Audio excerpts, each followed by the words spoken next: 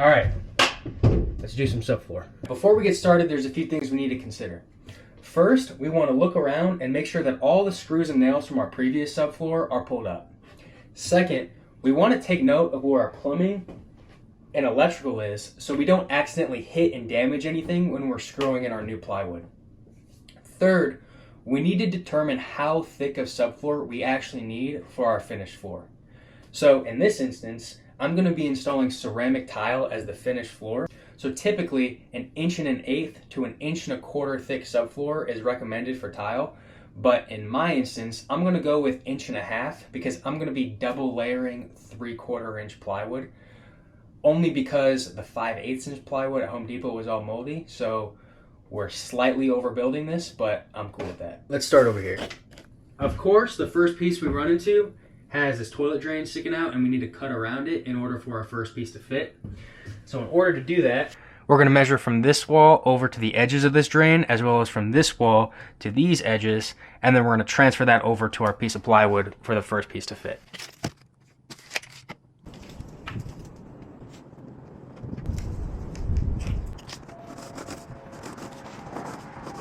All right, now that we have our hole marked out, we got to cut it out. So I think the best way of doing that is with a drill, and we're going to start a hole right there, and that's just for our jigsaw blade to fit in.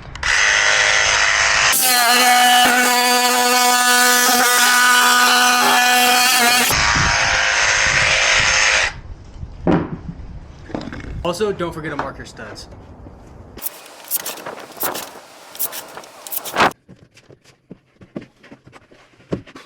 All right, here's the fun part. It's fitting it into place. Now, this board is cut the exact length in between these walls, so I'm gonna have to kind of fish it in like that in order for it to fit properly.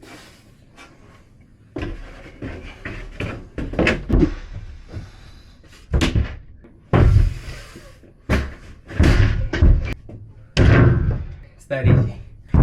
Now it's time to screw down this sheet.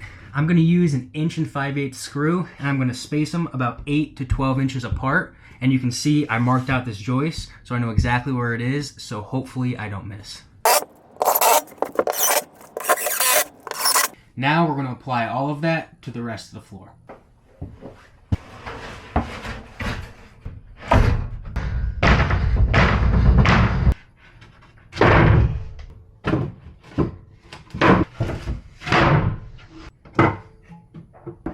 Okay, so that's the first layer. Now we're going to do the second layer, and we're going to stagger the sheets ever so slightly so that they don't break on the same seam, so that it's nice and strong.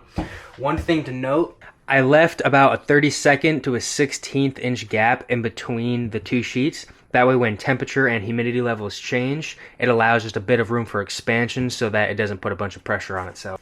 All right, got the second layer of plywood down, everything's screwed, everything's nice and flat, and we're good to go. Now, someone inevitably is going to ask and say, Garrett, aren't you supposed to glue your subfloor to the joist? Well, I chose not to glue my subfloor to the joist because I forgot. I forgot to glue my subfloor to the joist. Now, it's not the end of the world. I just added a bunch of extra screws to make sure that everything's really solid, but it is good practice to add a bead of adhesive in between your joist and your subfloor. It just prevents any voids and it glues everything down and makes it really, really solid. But I'm pretty confident in how this floor laid down. I'm not feeling any movement. I'm not hearing any movement, so I'm fine with it. It's my personal bathroom too, so if a problem comes up, which I don't think it will, but if it does, it falls under the Garrett's Handy Job warranty. So, all right, that's it for the subfloor. Now we're moving on to the shower.